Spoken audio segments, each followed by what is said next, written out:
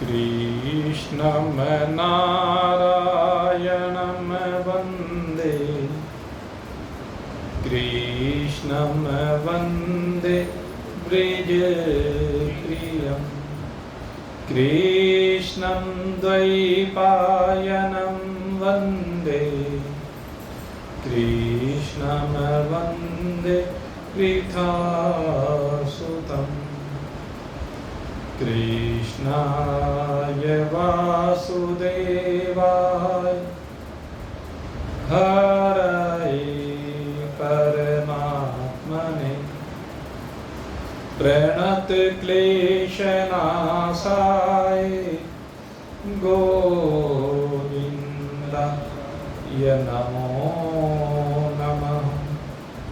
नारायणाय नमोस्तुते। श्री सद्गुरुदेवाय नमोस्तुते।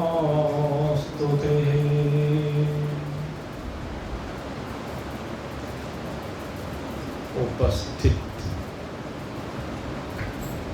परम सौभाग्यशाली भागवत प्रेमामृत रसपान करने के इच्छुक जिज्ञासु,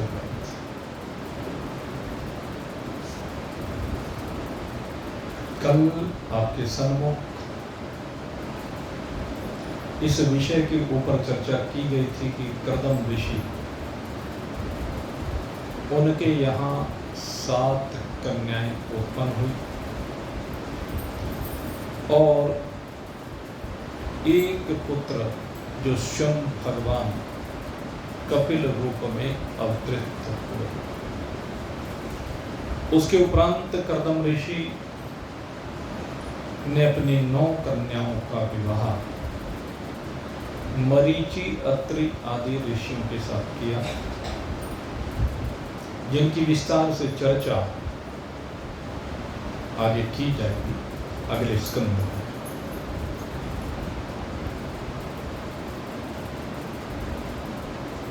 और पुत्रोत्पत्ति के उपरांत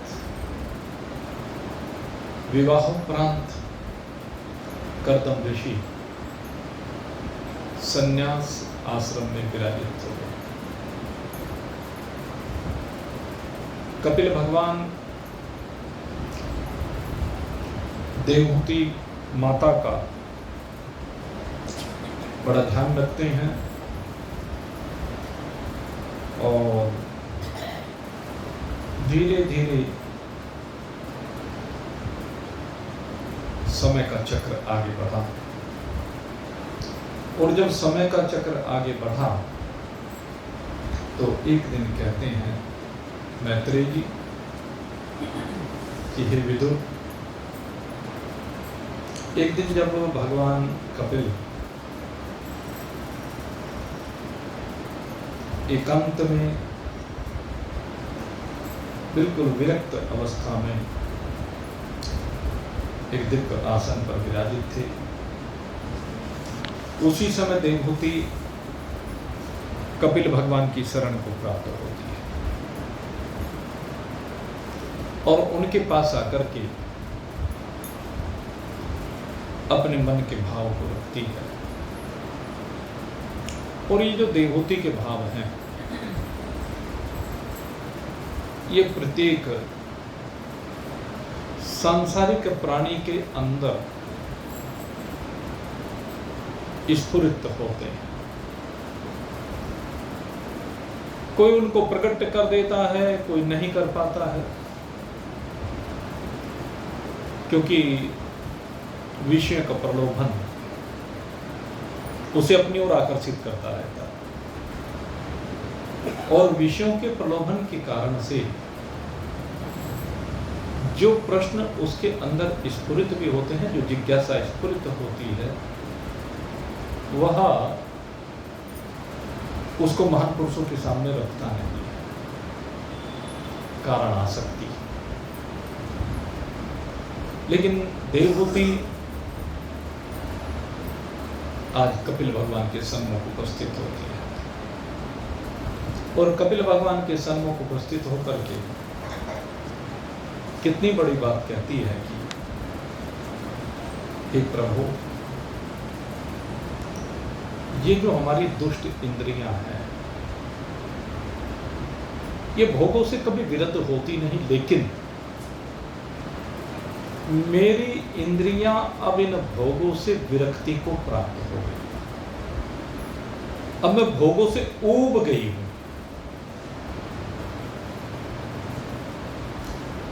और अब तक इनकी इच्छाओं की पूर्ति करते करते, इन इंद्रियों को तृप्त करते करते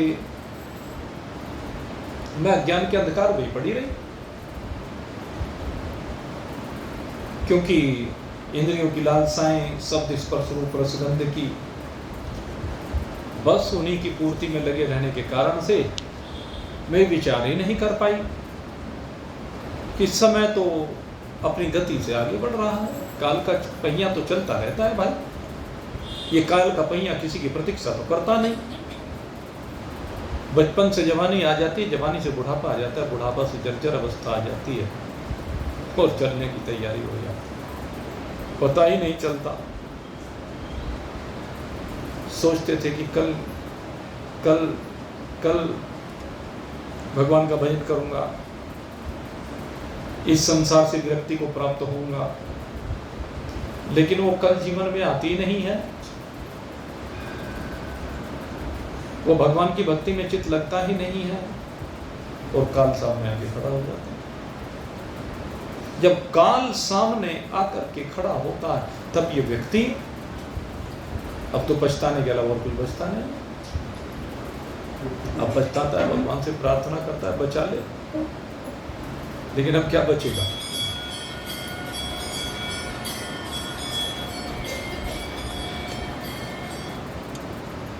भाई ये जो मोबाइल है ना, मेरा निवेदन है, इनको जरा बंद करके लाया करो। जब सत्संग में आप आते हैं तो केवल सत्संग के लिए आए, ना ला सके तो बहुत अच्छी बात है। कहीं ऐसे भक्त हैं जो लेके नहीं आते, चलो ले भी आए तो उनको बंद करके बैठा के सत्संग के समय सब भूल जाओ। अगर सत्संग के समय में भी संसार को नहीं भूल पाते हैं, संसार का स्मरण रहता है, तो वो आपको ही डिस्टर्ब करता है, मेरे को भी डिस्टर्ब करता है वैसे। और मैं तो चूंकि बीच में बाधा पड़ती है, इसलिए मैं कह देता हूँ,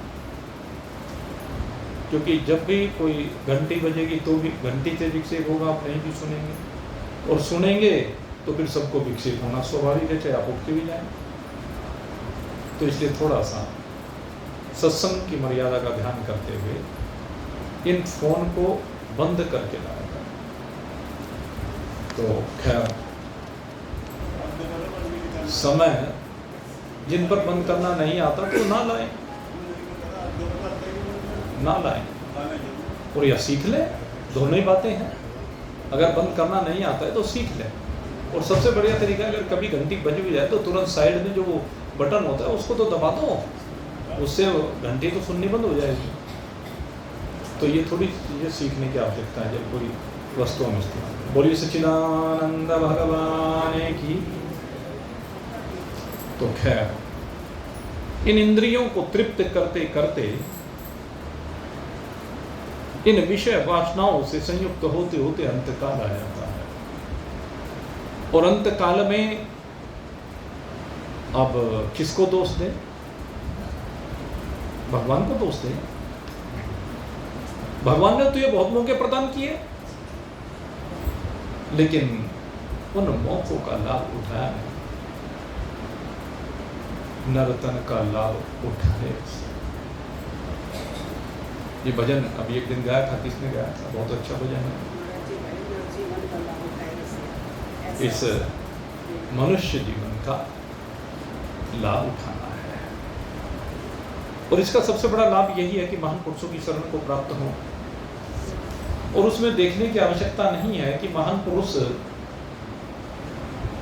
कौन है। महान पुरुष तो महान होता है, जो स्वार्थ से परे, जो परमार्थ चर्चा करे, सीधी सी बात है वही महान। जो संसार की चर्चा नहीं करके परमात्मा की चर्चा करे, आपके उद्धार की चर्चा करे, आपके चित्त को भगवान की ओर लेकर के जाए, वही महान। वो घर में भी हो सकता है, बाहर भी हो सकता है।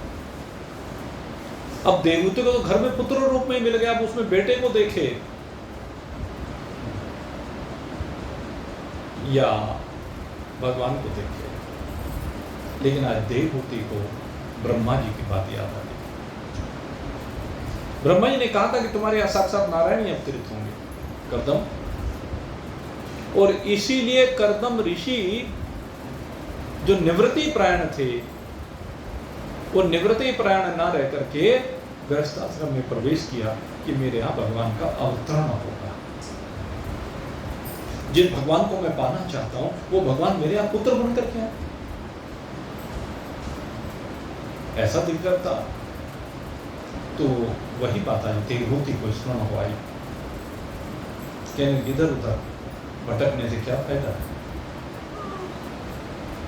घर में स्वयं साक्षात नारायण आए गए।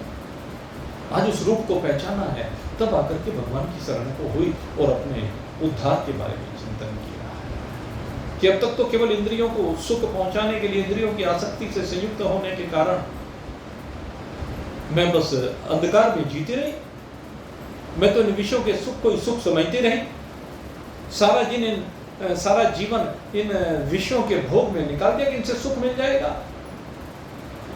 कुत्ता हड्डी को चबाते रहता है, उसके मुख से खून निकलता है, उस खून को पीता है और कहता है कि हड्डी में बड़ा रस है। उसे पता नहीं रस हड्डी में नहीं, तेरे अंदर का रस है। तो लहूलुहान हो गया।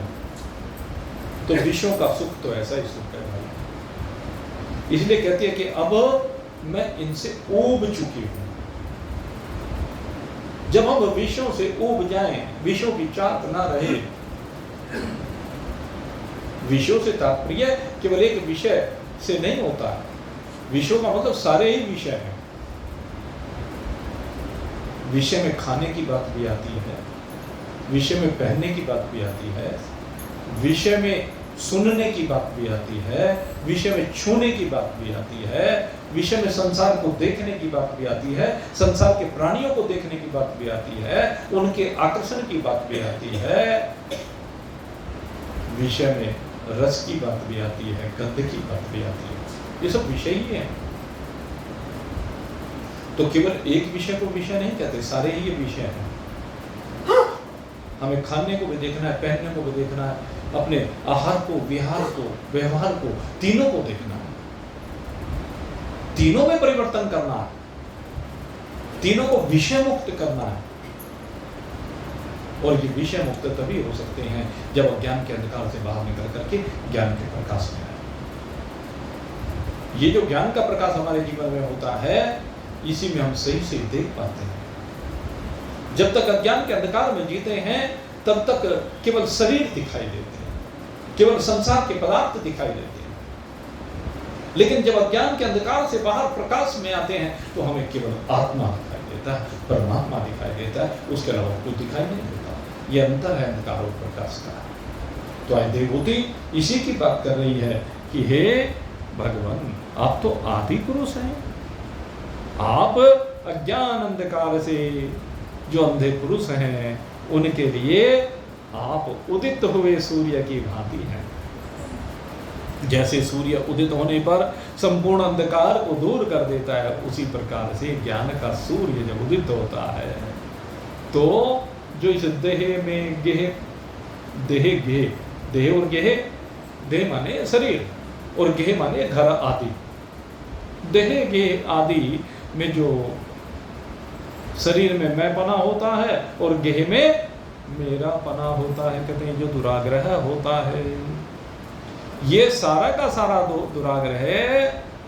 हे प्रभु, आप ये माया के कारण है, ये मोह के कारण है। आपसे प्रार्थना है कि मेरे इस महामोह को दूर कर दीजिए, क्योंकि आप भक्तों के संसार रूप वृक्ष के लिए कैसे हैं? कुठार के समान है। कुठार के आगे जैसे कोई वृक्ष नहीं टिक पाता, उसी प्रकार से आपके सामने संसार टिक नहीं पाता। हे प्रभु, मैं प्रकृति और पुरुष इसका ज्ञान प्राप्त करने की इच्छा से, इसका मतलब कोई सामान्य नारी नहीं है देवती, कहती है प्रकृति और पुरुष इसका ज्ञान प्राप्त करने की इच्छा से शरणागत वत्सल हूं, आपकी शरण में आई हूं। आप तो भागवत धर्म को जानने वाले हैं और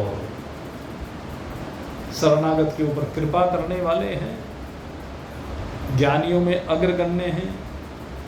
इसलिए हे प्रभु, नमामि सद्धर्मविदां वरिष्ठां, मैं आपको नमन करती हूँ। आज माँ नहीं है, आज एक भक्त है, आज एक जिज्ञासु है, आज एक शिष्य है, कपिल भगवान की शरण में। इस प्रकार से अभी अपने अभिप्राय को प्रकट किया। मैत्रेय जी कहते हैं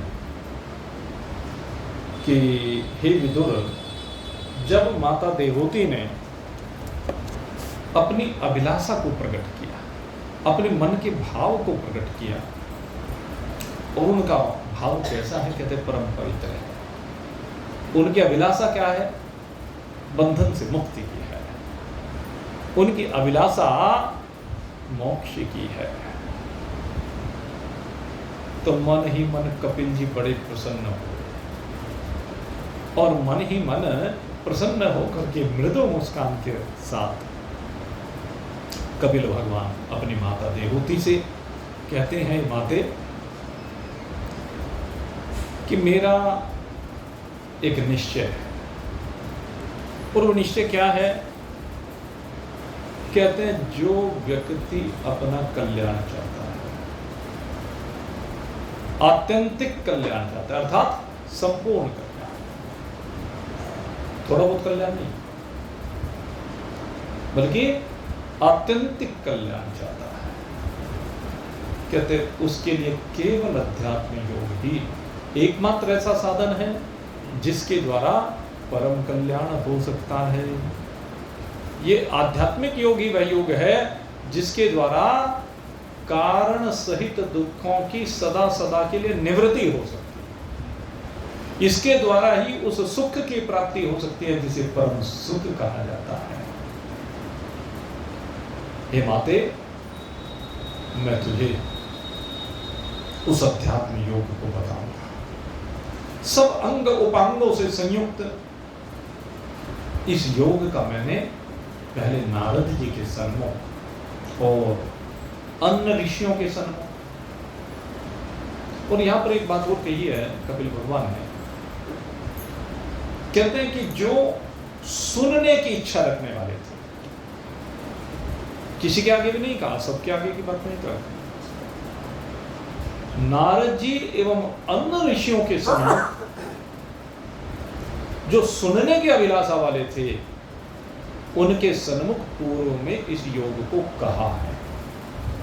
उसी योग को, उसी सांख्य योग को, उसी अष्टांग योग को, हे माता, मैं तुम्हारे प्रति कहूंगा। भगवान ने यहां पर अपनी माता को वचन, और कहते हैं सबसे पहला उपदेश क्या दिया है? ये बड़ा सुंदर भाव यहां पर दिया है, कारण यहां पर दिया है। कहते जीव जो जन्म जन्मांतर से बंधा हुआ है, किससे बंधा हुआ है उसको बताते हैं।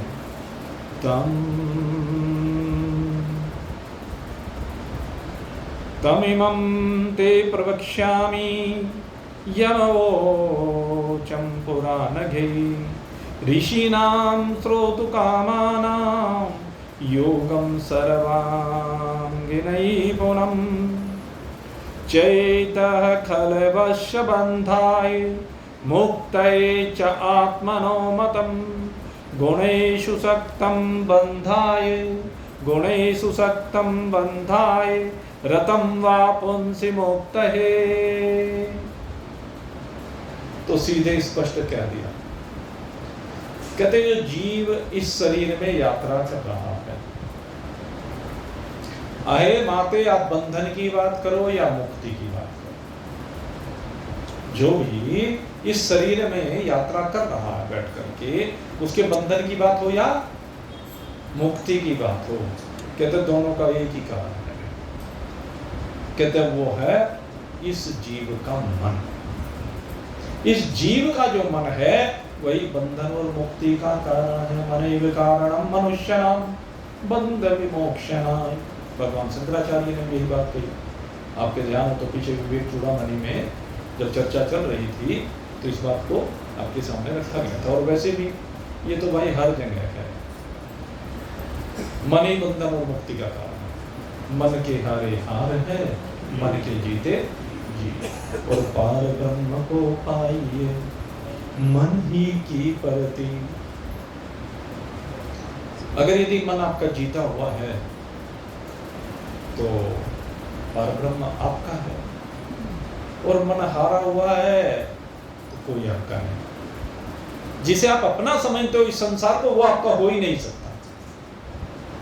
वो तो विनाशी है, जड़ है, दुख रूप है, ये लोग तो कभी आपका हो ही नहीं सकता। लेकिन अगर यदि आपने मन पर विजय प्राप्त कर लिया, मन पर विजय प्राप्त करने का मतलब है ये मन ही वो कारण है जो इन इंद्रियों को विषयों की ओर लेकर जाता है। मन ही तो कर्मेंद्रिय से शब्द के भोग के लिए कहता है।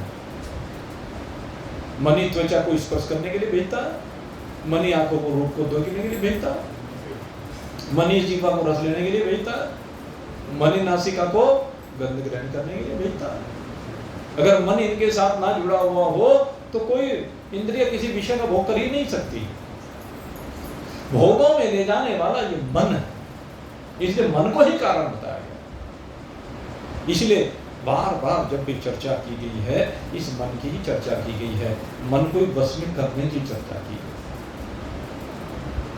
और भाई मन को वश में करने का एक साधन आपको एक दृष्टांत के माध्यम से बताया गया है। एक बार फिर से बता देता हूँ संक्षिप्त में, मन कैसे बस में आता है। क्योंकि मन तो भाई संकल्प विकल्पात्मक मन है, संकल्प विकल्प धर्म वाला मन है। एक क्षण के लिए तो शांत नहीं बैठता, चाहे जागृत हो चाहे स्वप्न, इन दोनों अवस्थाओं में एक क्षण के लिए भी शांत नहीं बैठता। सुसुप्ति में जाके सोता है, और जब सोता है तभी आपके शरीर की थकान मिटती है, तभी आपको आराम मिलता है, तभी आपको सुख मिलता है कि नहीं? सही बात है। तो सबसे जरूरी है इस मन को सुलाना। सुलाने से मतलब इस मन को वृत्ति विरहित कर देना। जब ये वृत्ति से विरहित हो जाए मन, तो तब इसका सोना हुआ कहा जाएगा, विश्राम को प्राप्त होना कहा जाएगा। और जिस समय भी ये मन वृत्ति से विरहित होता है, अब देखना उसी समय सुख, उसी समय आनंद की अनुभूति होगी, चाहे संसार के विषय की भी बात हो। जब मन एक जगह पर जाकर के रुक जाता है तो उसमें क्या होता है? कहते अंतःकरण में परमात्मा का प्रतिबिंब सीधा पड़ता है। वो हिलता डुलता हुआ प्रतिबिंब नहीं पड़ता। हिलने डुलने में तो वो डामाडोल रहता, लेकिन जब मन एकाग्र हो जाता है तो परमात्मा का प्रतिबिंब, जिसको चिदाभास कहा जाता है, वो ठीक ठीक बिल्कुल सीधे सीधे पड़ता है। और उस क्षण में, उस समय में आपको एक बड़े दिव्य सुख की अनुभूति होती है। ये तो मैं भोग काल की बात बता रहा हूँ। संसार के जब भी भोग आपको प्रिय लगते हैं, एक जगह पर चित्त रुक जाता है, उस चित्त की रुकी हुई अवस्था में वो प्रतिबिंब सीधे सीधे पड़ने से ये आपको सुख का एहसास होता है। लेकिन महान पुरुष कहते हैं कि जब आप मन को वृत्ति शून्य जागृत में करें, जिस समय भी आपका मन वृत्ति शून्य जागृत में हो जाए, उसी समय उस आनंद की प्राप्ति हो जाए, आप उसके दृष्टा बनेंगे। मन जब वृत्ति रहित हो जाता है तो उस अवस्था में आप दृष्टा हैं, और जब आप दृष्टा बन जाते हैं तो उसी समय अपने में विराजमान हो जाते हैं, और अपने स्वरूप का जो आनंद होता है वो अनंत आनंद होता है, और वो परम शांति को दिलाता है। त्यागा शांति अनंत, अनंत शांति है। लेकिन कब है अनंत शांति? जब मन शांत हो गया। इसलिए मन की बहुत बड़ी भूमिका है भाई। वो दृष्टांत में जो कह रहा हूं, एक सेठ जी का नौकर भाग गया, नौकर की आवश्यकता हुई, इश्तिहार दिया, एक आया, सेठ जी नौकरी करना चाहता हूँ। ठीक है, अच्छी बात है भाई, कितना काम करेगा? बहुत करूँगा, जो कहोगे सो करूँगा, 24 घंटे करूँगा। तनख्वाह क्या लेगा? रोटी कपड़ा और मकान और कुछ नहीं चाहिए। बड़ी अच्छी बात है। कब से काम पे आएगा? कहते हैं अभी से आ जाता हूँ, पर शर्त है। क्या? कि काम 24 घंटे कराना पड़ेगा, हर समय काम कराना पड़ेगा, अगर काम नहीं बताओगे तो उल्टा पुल्टा करूँगा। और सेठ जी ने देखा इतना बढ़िया नौकर अमाउंट मिलेगा, लेकिन घंटों का काम मिनटों में करने लगा, काम ही नहीं बचा। जब काम नहीं बचा सेठ जी के पास, तो कहने लगे सेठ जी काम बताओ। कहने लगे मेरे पास अब काम नहीं है, मैं अपनी इच्छा से करूँगा। कि कर ले। और जब भी मन अपनी इच्छा से काम करेगा, जब तक आपकी इच्छा से काम करेगा तो सीधे सीधे काम करेगा, लेकिन जब आपकी इच्छा के विरुद्ध काम करेगा तो उल्टा पुल्टा करेगा। मन का काम यही है। तो आप पता है, किराने की दुकान थी सेठ जी की, एक आइटम उठाया, दूसरे में दूसरा, तीसरे में तीसरा, चौथे में दाल, चीनी में चीनी, हल्दी में हल्दी, मिर्च में सत्यानाशी। क्या कर रहा कि नबी दिखाना है, मैं तो यही करता हूँ। भाई मन यही करता है, सारी जिंदगी यही कर रहा है, यही उठा पटक है जो आपको शांत नहीं होने देती, आपके रोगों को दूर नहीं होने देती। ये मन की उठा पटक आपको हर समय परेशान रखती है, तनाव में रखती है, और उसका कारण है आपका मन जो इंद्रियों के वशीभूत होकर के विषयों की ओर भागता है, चाहते हैं, आसक्ति है, वही एकमात्र कारण है। इसलिए अगर यदि चाहते हो कि हमारा मन शांत हो जाए, हमारा मन आनंद को प्राप्त करे, उस सुख स्वरूप परमात्मा में टिके, तो इस आसक्ति को हटाइए, इस संसार की समस्त आसक्ति को अपने आप अंदर से हटा दीजिए। क्योंकि जब तक आसक्ति रहेगी तब तक मन शांत हो ही नहीं सकता। कभी बेटी में जाएगा, कभी बेटे में जाएगा, कभी व्यापार में जाएगा, कभी पकौड़ों में जाएगा, कभी चाट पकौड़ी में जाएगा, पता नहीं कहाँ कहाँ मन जाता है।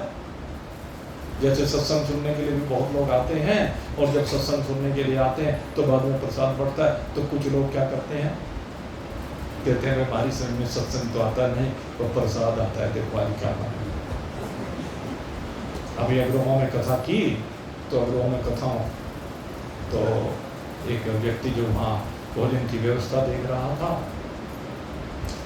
जब हम आ रहे थे वापस वहाँ से, तो गाड़ी में बात कहने लगे, वहाँ सत्संग में बैठे बैठे भी लोग मेरे से पूछते, कहने लगे आज क्या बनाया आपने? सत्संग में बैठे हुए वहाँ उधर कथा सुन रहे हैं, और उधर ये पूछ रहे हैं आज खाने में क्या बना। तो इसका मतलब ये मन उठा पटक कर रहा है। अरे खाना तो रोज अपने घर में भी खाते हो, सारी जिंदगी खाना ही तो खाते हुए रहे हो, वहीं क्या कोई अलग से कोई विशेष बात है? क्या बनेगा? बर्फी बनेगी, रसगुल्ला बनेगा, घेवर बनेगा, आजकल चल रहा है, मिठाई बनेगी या पकवान बनेंगे, चाट पकौड़ी वगैरह वगैरह जो भी बने, जलेबी बने, हलवा बने, यही सब चीजें तो बने। क्या पहले कभी खाई नहीं? कितनी बार खा चुके हो? तृप्त क्यों नहीं होते हो? और जो बन रहा होगा समय पे जो मिल जाएगा उसका भोग लगा लेंगे, प्रसाद है वो, तो ये क्यों नहीं समझते हो? उसमें आसक्त क्यों हो रहे हो? क्या प्रसाद में क्या मिलेगा? अरे असली प्रसाद तो कथा है, ये तो बाद में प्रतीकात्मक होता है, एक मर्यादा है, एक व्यवहार है कि भाई कथा के उपरांत भगवान को भोग लगा करके प्रसाद दिया जाना चाहिए। भगवान का प्रसाद हो जाता है, चलो ये भगवान की और कृपा हो जाती है, सोने में सुहागा हो जाता है।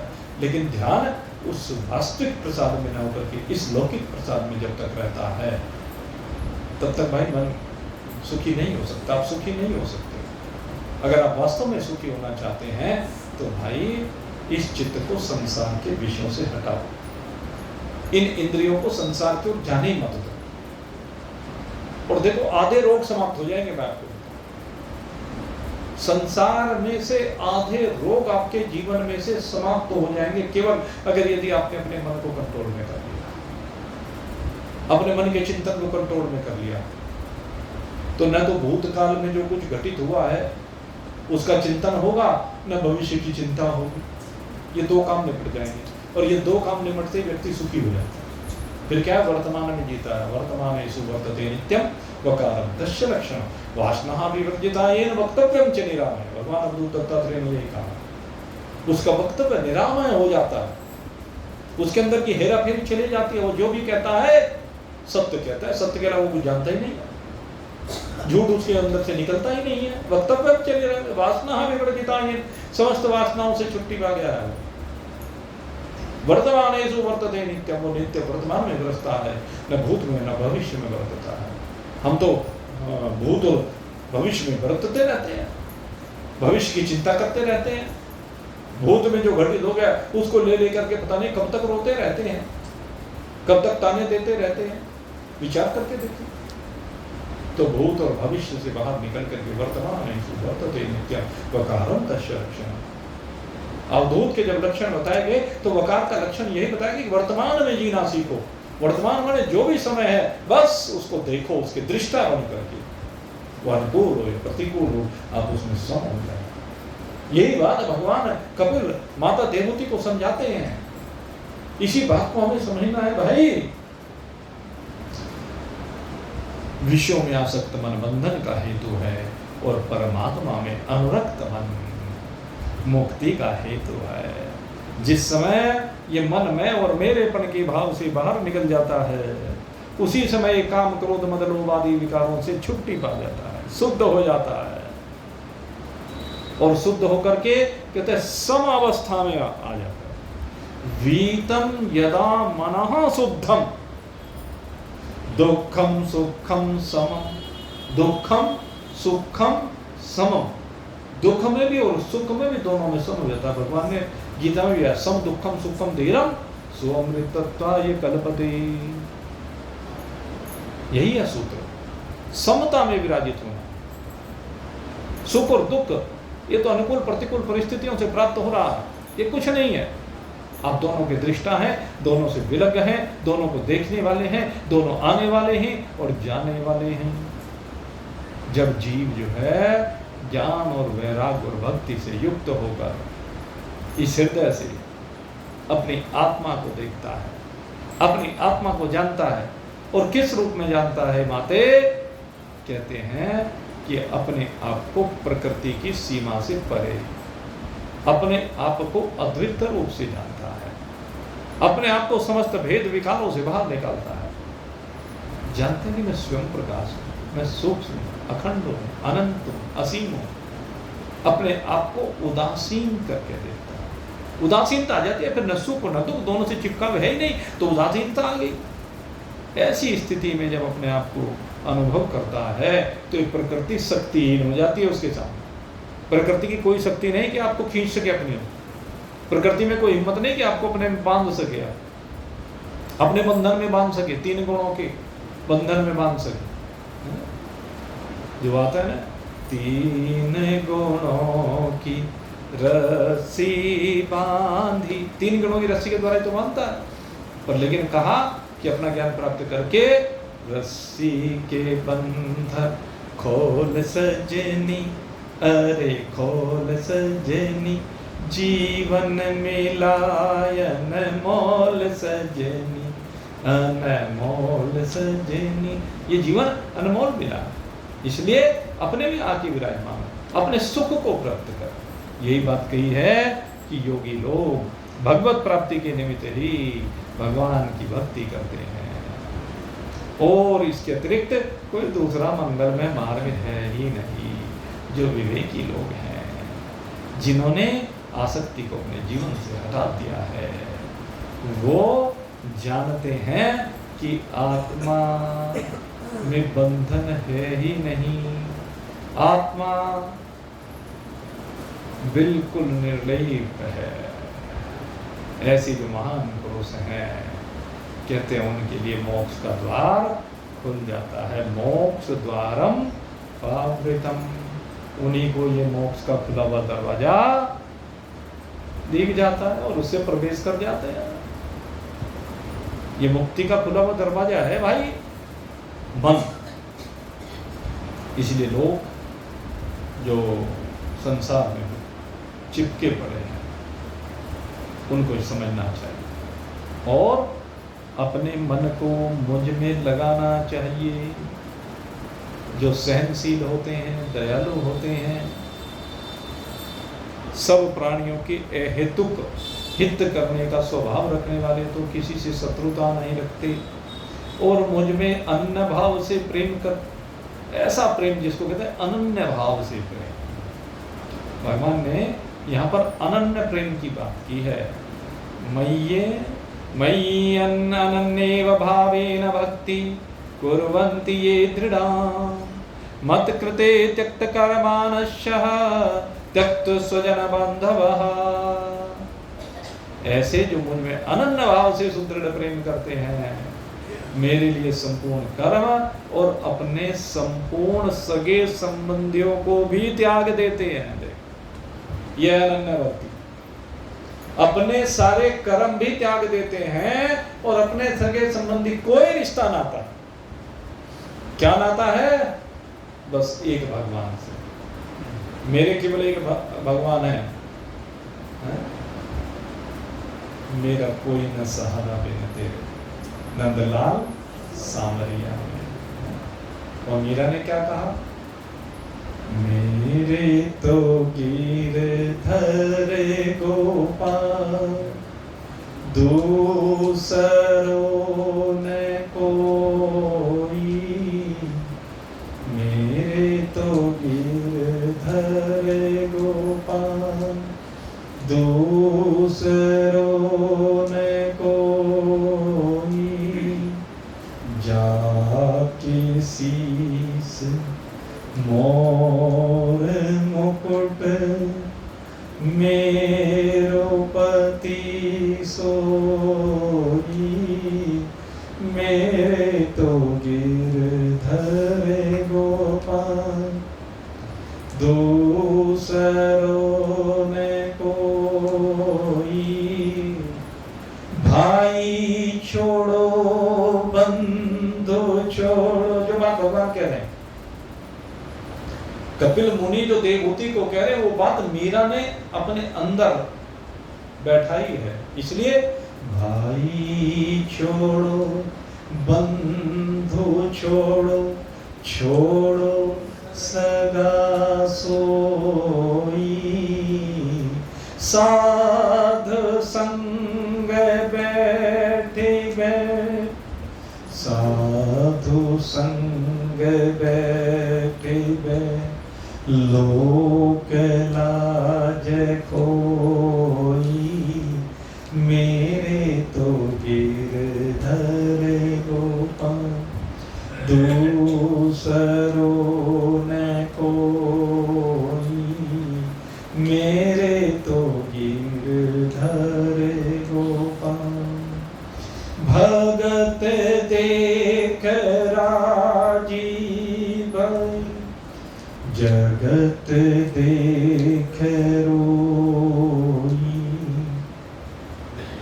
भगत देख राजीव, जगत देख रोई, असवन जल सींच सींच, असवन जल सींच सींच, प्रेम बेल बोई, मेरे तो गिरधर गोपाल दूसरों ने कोई। सीधा सा कह दिया मीरा ने तो भाई, सगा संबंधी भाई बंधु सब छोड़ दिए और कहाँ गई?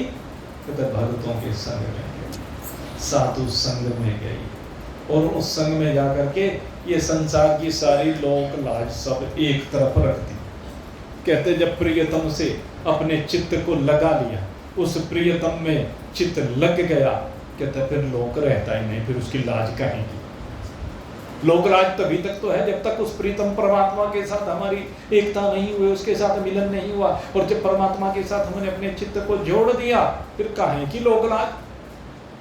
लोक तो एक भ्रांति है, लोक तो एक कल्पना है, लोक तो केवल आभासित है, लोक सत्य है ही नहीं। सत्य केवल एक परमात्मा है।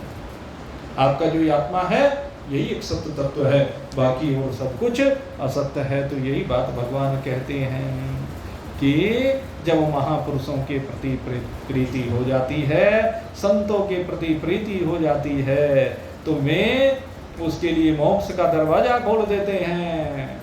उसके सारे कर्म और सगे संबंधी सब निवृत्त हो जाते हैं, क्योंकि वो मेरे परायण रहकर मेरी पवित्र कथाओं का उन संत महान पुरुषों से श्रवण करते हैं और फिर कीर्तन करते हैं। व्हाट इज कीर्तन?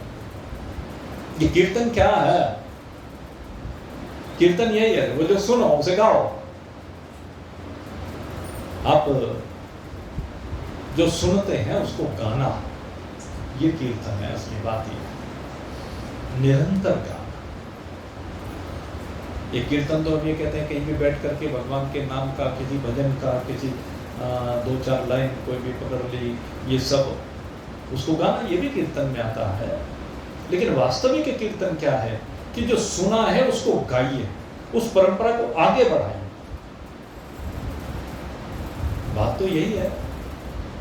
अब विद्यालय में बच्चे पढ़ने के लिए आते हैं, तो अध्यापक क्या चाहता है कि जो मैंने इनको पढ़ाया वो सब अच्छी तरह से अब ये मुझे सुनाएं, अब मुझे बताएं, फिर मैं उसमें संशोधन करूं जहां गलती करें, और संशोधन करने के बाद ये परिपक्व हो जाए, पूरे पक्के हो जाए। यही तो है कुंदन बनाना। ये उसको कुंदन बनाते हैं, खूब पक्का बना देते हैं। लेकिन चाहते हैं महान पुरुष कि वो उस गुणानुवाद को गाए तो सही, उसमें रमे तो सही। लेकिन संसार में रमे पड़े हैं। सुनने के बाद भी जब गुणते नहीं तो गाए कहां से? गा तो सभी सकते हैं ना, जब उसको गुणेंगे। और जो गुणता है वो अपने संशयों को सामने रखता है, उनको निवृत्त कराता है, और फिर निसंस होकर के उनको गाता है। ये भी जरूर है। हम देखते हैं पहले बहुत वक्ता होते हैं, अब कोई भी पहले तो कोई विषय उठा के नहीं देता, और अगर यदि किसी विषय को उठा भी दे तो वो उस विषय के बारे में चर्चा नहीं कर पाता। कारण कि तो उस विषय का पूरा ज्ञान ही नहीं है, पूरा अध्ययन ही नहीं, स्वाध्याय नहीं है, गुरुओं के संग में बैठ करके अपने संशय को निवृत्त किया ही नहीं है। बस उस विषय से ध्यान भटकाने के लिए क्या करता है, वो भजन रट रखे हैं सबने, और बस उन भजनों में भरमाए रखते हैं। जो वास्तविक तत्व उसको सुनाते ही नहीं है।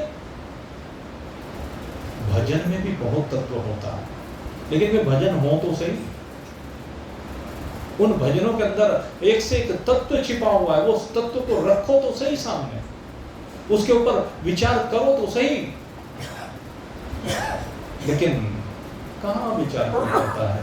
बहुत कम लोग हैं जो उस तरफ बढ़ते हैं, इसलिए बहुत कम लोग ही आनंद को प्राप्त करते हैं। अधिकांश लोग संसार में यूं भटकते ही रहते हैं, कभी इधर भटकेंगे कभी उधर भटकेंगे, लेकिन बात बन के नहीं रहती है। और कारण यही है, क्या रहता है, ना समझी रहती है, भूल रहती है। तो इसी भूल को अब देखो, तेभूति एक स्त्री होकर के आगे कहेगी इस बात को कि मैं एक अबला स्त्री हूँ, और वो फिर भी भगवान की शरण को जाती है और संसार से चित्त को हटाती है। भगवान यही कहते हैं कि जो मेरी कथाओं का पहले श्रवण करते हैं और फिर कीर्तन करते हैं, तभी जब वो कीर्तन करते हैं ना, तब उनका चित्त भगवान में लगता है। तभी उन भक्तों को कोई संसार का ताप कष्ट नहीं पहुंचाता है। वो सत्पुरुषों का जो समागम है, उस सत्पुरुषों का समागम होने पर ही यथार्थ ज्ञान प्राप्त होता है। मेरी कथाएं होती हैं और उन कथाओं का सेवन करने से ही मोक्ष मार्ग में श्रद्धा होती है, प्रेम होता है और भक्ति बढ़ती चली जाती है। ये क्रम बताया है कि सतां प्रसंगानमं वीर्य संविदो भवन्ति हतकर्ण रसायनः कथा तद्जोषनाता वर्तमनि श्रद्धारतिर्भक्तिरनुक्रमेष्यति। पहले सत्पुरुषों का समागम, उनसे यथार्थ कथा का श्रवण, और फिर जब ये प्रिय कथाओं का श्रवण होता है फिर उसका सेवन होता है, जीवन में उतरती है तो श्रद्धा बढ़ती है, प्रेम बढ़ता है और भक्ति का विकास होकर के मोक्ष मार्ग में उसकी प्रवृत्ति आगे बढ़ती चली जाती है। धीरे धीरे वो भक्ति के द्वारा लौकिक एवं पारलौकिक जितने भी सुख हैं, केवल इसी लोक के नहीं, कहते परलोक के भी जितने सुख हैं उनसे वैराग्य को प्राप्त हो जाता है। और सावधानी पूर्वक योगी अपने चित्त को समाहित करके भगवान में मनोनिग्रह से संयुक्त होता है, इस मन के ऊपर नियंत्रण करता है। इस प्रकार वो प्रकृति के गुणों से उत्पन्न जितने भी शब्दादि विषय हैं, शब्द स्पर्श रूप रसगंध, शब्दादि विषय से मतलब शब्द स्पर्श रूप रसगंध, इन सब का त्याग करके वैराग्य से संयुक्त होता है। योग से मेरे प्रति जो सुदृढ़ भक्ति हुई है वो अपनी अंतर आत्मा को इसी देह में हे माते प्राप्त कर लेता है। तो ये सारा जो मोक्ष का साधन पूछा था वो भगवान ने बिल्कुल सरल शब्दों में, साधारण शब्दों में बता दिया। अब देवहूति माता कहती है, हे भगवान, अब मैं जानना चाहती हूँ कि जो भक्ति आप कह रहे हैं, जो प्रेम आप कह रहे हैं, इसका स्वरूप क्या है? मैं जानना चाहती हूँ भक्ति का स्वरूप क्या है। और फिर वो बात जो मैं कह रहा था आपसे कि मेरे जैसी अबला नारी, उसके लिए कैसी भक्ति ठीक है ये बताओ। कहता है मैं पढ़ हूँ, समझने में समर्थ नहीं हूँ, तो मुझे ऐसी भक्ति बताओ जिससे वो निर्वाण पद मुझे भी प्राप्त हो जाए। भाई शास्त्रज्ञ हैं, विद्वान हैं, उनकी बात तो कोई भी कर ले, मेरे जैसी अबला नारी, सरल सी बात आप मुझे बताओ जिससे मैं उस निर्वाण को पद कर लूं। निर्वाण स्वरूप प्रभु जिसके द्वारा तत्व ज्ञान होता है और लक्ष्य को वेदने वाले बाण के समान भगवान की प्राप्ति कराने वाला, वो आपका योग कैसा है जिस योग की बात आप करते हैं? उस योग के कितने अंग हैं? आप मुझे ये सब समझाइए जिससे कि आपकी कृपा से मैं मंदमती स्त्री जाति में उत्पन्न इस दुर्बोध विषय को सुगमता के साथ समझ सकूं। तदेहे तनमहे विजानहि यथा हम मंदधि हरि सुखम बुद्धेय दुर्बोधम यो सा भवद अनुग्रह। देवहूति ने इस प्रकार से कपिल भगवान के सामने अब ये प्रश्न रखा, सरल सा उपाय पूछा। उद्देश्य वही है, उद्देश्य से नहीं भटकी, अपने लक्ष्य से पीछे नहीं हटी। उद्देश्य वही, लक्ष्य वही, लेकिन साधारण भाषा में आप समझा दीजिए, साधारण सा विधान बता दीजिए। कपिल भगवान से ऐसी प्रार्थना करती है। मैत्रेय जी कहते हैं कि कपिल भगवान ने जब अपनी माता देवहूति की इस जिज्ञासा को सुना तो कपिल भगवान के हृदय में अत्यंत प्रेम उमड़ आया और अब उन्होंने यहाँ से प्रकृति आदि तत्वों का निरूपण करने वाले वो शास्त्र जिसे सांख्य शास्त्र कहते हैं उसका उपदेश ही किया और साथ साथ भक्ति योग का विस्तार कैसे होता है और योग अष्टांग योग उसका भी वर्णन किया है। विदित्वार्थ कपिलो मातुरित्थम जात स्नेहो यत तत्त्वाभिजातः तत्त्वामनायं यत प्रवदन्ति सांख्यं प्रोवाच वै भक्तिवीतान योगम। और अब श्री भगवान उवाच। अब यहाँ पर भगवान क्या कहते हैं, यहाँ पर कपिल मुनि के लिए श्री भगवान शब्द कह करके सीधे सीधे कहा कि भगवान ही कपिल रूप में अवतरित हुए हैं। तो श्री भगवान ने उनके इस प्रश्न के उत्तर में क्या कहा, अब ये चर्चा प्रारंभ होती है। तो लेकिन ये चर्चा अब भाई कल को प्रारंभ करेंगे, आज तो समय हो गया भाई, इसलिए कल फिर आपकी सेवा में उपस्थित होंगे। और अब इसमें सांख्य शास्त्र का पहले बहुत विस्तार के साथ यहाँ पर ज्ञान प्रदान किया गया है।